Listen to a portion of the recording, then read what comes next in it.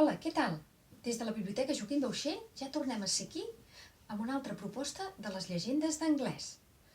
I recordar-vos que una llegenda és una història que corre de boca en boca des de fa molts anys fins a arribar als nostres dies, que barreja elements reals, imaginaris, fantàstics, amb un rerefons una mica històric.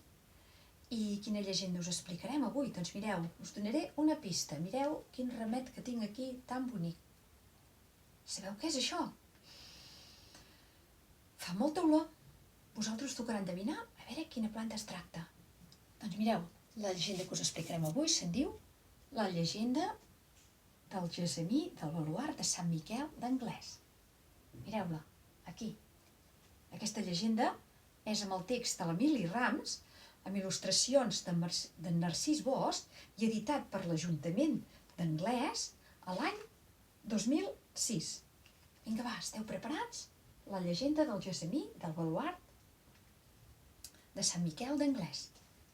Una història d'amor molt bonica amb un final no tan bonic.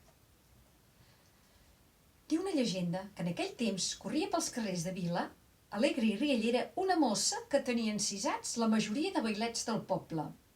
Era la nineta dels ulls del seu pare, el notari del districte del castell termenal d'Anglès. 15 anys tenia aquella xicota que només es mirava amb simpatia un jove pastor 2 anys més gran que ella, que gairebé tots els diumenges al matí ella veia a casa parlant amb el seu progenitor de les novetats ocorregudes durant la setmana al ramat propietat del seu pare. Posteriorment, la filla del notari, ja amb més llibertat, veia aquell jove tan ben plantat al mercat setmanal. Un dia, abans de passar la pesta, aquell bordegàs desvergonyit va impressionar aquella xicota en tocar-li unes notes d'una cançó popular amb un flabiol de canya que sempre portava al seu damunt. Després començaren una petita conversa que anaren continuant i ampliant amb el temps. Es feren amics i entre ells, com no, va néixer l'amor que portaven en secret. Quan podien, d'amagatotis, sortien a passejar vora el Ter. Aquelles caminades i trobades i sortides fetes d'amagatotis foren descobertes per l'il·lustre lletat, que en saber-ho immediatament va prohibir a la seva filla que tornés a sortir amb aquell pastor. Després va despatxar el seu empleat immediatament. Deien que durant un temps aquell pastor enamorat va córrer desvagat i corsecat pels masos de les Guilleries. Més tard va arribar la maleïda pesta i la vida d'Anglès va cloure enforrellats totes les portes que donaven accés a la població. Però la pesta va passar i al cap d'un temps la gent va retornar a l'alegria, la gent corria i va córrer sobretot cap a l'església a fer ofrenes a la Verge del Remei per expressar-li el seu agraïment per haver salvat Anglès de la xacra. Però ves per on. La vella damisela, la filla del notari, començà a trobar-se malament i emmalaltir.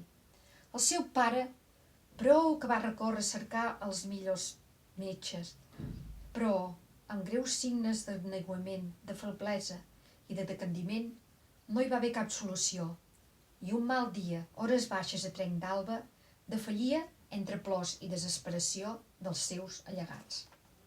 Les campanes de les esglésies parroquials tocaren a morts. El notari d'Anglès, desesperat, inculpà el pobre pastor de la desgràcia que l'afligia. L'enterrament va ser solemne. La noieta fou enterrada en el cementiri davant de la capella de Sant Miquel, i un cop el cos fou posat dins el forat es va recobrir en calç viva per evitar contagis. Eren les normes de l'època, malgrat que la noia no havia mort de pesta, sinó de pena de mort. El jove pastor, que coneixia la desgràcia ocorreguda, no es va atrevir a presentar-se a l'enterrament, però un cop fosc acudia on descansava la seva estimada per plantar-hi un gessamí que ell mateix havia arrencat d'un paratge de les Guilleries. A primera hora del matí següent, el pare de la difunta anà al cementiri per plorar la desgràcia. Fou aleshores quan va veure aquella planta clavada a tocar la tomba de la seva filla. L'arrencà amb cops de peu enfurismat, per entendre que havia estat plantada per la persona a qui ell atribuïa tots aquells mals. Res més no es va saber d'aquell pastor, es creu que va morir de pena. Passaren dies, setmanes, mesos, i el record d'aquell succés ja començava a desaparèixer de la ment dels anglesencs. I un bon dia d'estiu, uns veïns del carrer de Val comprovaren que un gessamí havia nascut entre les pedres del baluard de Sant Miquel. La notícia arribà al notari, que només de veure aquella flor començà a plorar i dirigint-se al cel demanava perdó per haver intentat destruir-la i sobretot per haver inculpat el jove pastor. D'aleshores ençà i després d'aquell penediment, expliquen els més vells del poble que durant les nits de lluna plena, d'estiu, quan el gessamí es ven florint a trenc d'alba, les flors blanques es transformen en estels, que en un vist i no vist pugen cel amunt vers la muntanya de Santa Bàrbara. Instantàniament, els esperits dels dos joves es troben al pla de Llancers, paratge on aquell pastor solia fer pasturar el ramat. El pastor amb el flabiol entona cançons populars que ressonen a la immensitat de l'espai. I ella, la noia de cabells rossos, somriu i somriu a cor obert. Després, agafats de la mà, caminen enjogassats per damunt la plana de la selva fins a desaparèixer en l'horitzó. Qui aixopluga els dos enamorats i conserva intacte el seu amor. Vet aquí aquesta llegenda tan bonica del gessamí del baluard de Sant Miquel d'Anglès.